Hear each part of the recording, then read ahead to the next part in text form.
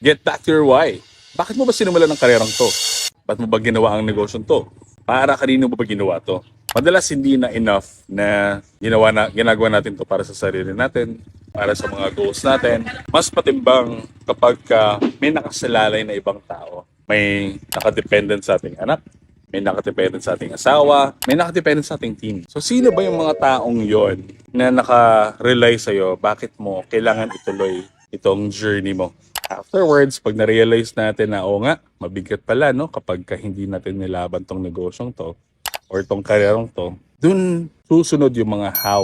Kasi magkakaroon ka ng motivation, magkakaroon ka ng drive. Paano ba ako babalik sa momentum? Paano ba ako magkakaroon ng habit ulit? Paano ba ako magkakaroon ng tuloy-tuloy na clients or sales? And that's the time that you're going to be consistent kasi you get to be reminded of those people who are your biggest whys kung ba't mo gagawin. Then yung what?